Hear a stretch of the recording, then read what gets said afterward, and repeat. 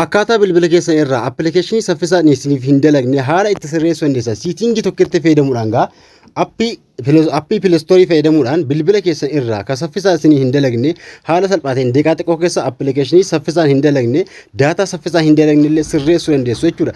Kana gochuudhaaf gaa kana sirreessuudhaaf Google pileestoorii ni fayyadamtu. Pileestoorii isa kanarra ni tuqxu. Yeroo saffisaan piroofaayilii keessan tuquudhaan gubbaa irraa piroofaayilii eega tuqxanii gaa haala kanaa isinii mana siitingii kaaseenuudhaan waan tokko sirreessanii deebitu jechuudha. Kajakaa tuquraanga maal gootu bilbila keessa irraa yoo diqqata daataa ta'e daataa waayifaa ta'e asirra gaa kaawwachuudhaanga app daawunloodii gaa yoo diqqata waan daawunloodii gochuu barbaadan over waayifaa onii fi over my network kajuu kana yookaan immoo daataa chaarjii my applee kajuu kana tokkoon waayifaa yoo ta'e over waayifaa onii kajuu kaawwachuudhaan appii update gochuu barbaadan asirratti gaa update all application kajuu gubbaa irra kaawwachuudhaanga application bilbila irraa qabdan akkasitti saffisaan isin dalagu gochuudha jechuudha.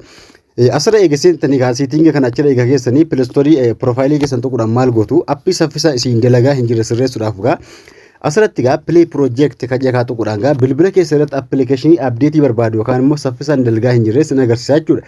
Saayin kajedhu kaa tuquudhaan appii saffisaan dalagaa hin jirre haala kanaan saayin gochuudhaan mallattoo diimaa jiraate kun bicaa ta'ee harkaan bulee ta'ee taa'u qaba. Saayin ni gootu bilbila keessa irra appilikeeshinii jiru indaallee isaa rakkin isaa akka furu appilikeeshinii kana jechuudha.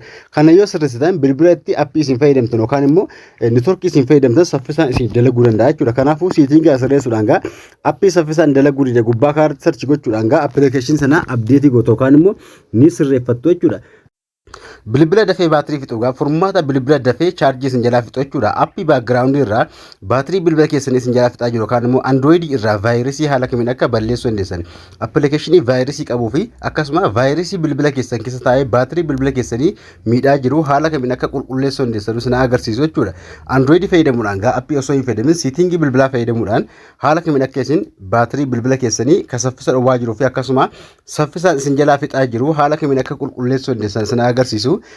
Gara barnootaa deemuun duratti gaa warri TikTok akkaawuntii kana fooloo hin godhin yoo jiraatan hanga wanaa fooloo godhaa akkasuma viidiyoo kana namoota hedduu bira akka ga'uuf laayikii tuquu hin dagatan akkasuma viidiyoon kun yeroo biraa waan isin fayyaduuf foobaraayitii jala galfadhaa isin jedha. Haala isin gaa siitingii bilbilaa fayyadamuudhaan gaa bilbila keessan irraa vaayirasii yookaan immoo wantoota antaan vaayirasii bilbila keessan baatirii isaa miidhaa jiru qulqulleessuu dandeessan jechuudha. Bilbila keessan irraa gaa siitingii irraa eegasentanii irraa olee kan ola xaa'uudhaan gaa siitingii bilbilaa irraa ola xaa'uudhaan baatir inda divaayis kan jedhe kana irra ni tuqxu baatir inda divaayis kan jedhu kaa tuquudhaan haala kanaan gaa ka awwalaa kana gaa optiyoon kan jedhu kana optiyoon na'u kan jedhu kana gaa saayin ni gootu irra tuquudhaan saayin ni gootu baakgiraawundii irraa appilikeeshinoota yookaan immoo appilikeeshinii gurguddaa baakgiraawundii irratti baatirii fayyadamaa jiru yoo jiraate haala kanaan isin sakatta'a jechuudha. Kanaafuu kabira mallattoon bicaa kun jalaa jirtu kun gaa saayin niid ka jettu kun inni isin sirreessuu qabdan kana jechuudha. Mallattoon kun bicaa ta'ee taa'uu hin qabu.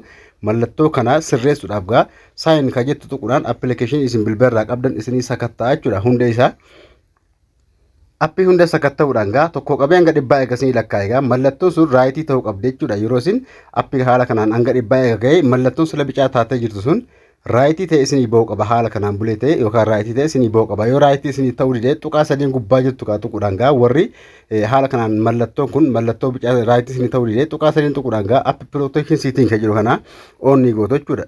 Appii protection siitiin kan jiru kana on gochuudhaan gaa erga deebitanii saayin ni gootu yoo irraa raayitii isinii ta'uu yookaan immoo mallattoo bulee isinii baasuu dide bicaa sana balleessuudhaan haala kanaan isinii baasaa isiniin jedha. Haala kanaan itti fayyadamaa viidiyoo kana namoota baay'ee bira akka ga'uuf sheer gochuu hin dagatinaa. Kana malee waan isinii galuu jiraate koomantii na barreessaa nagaan tura.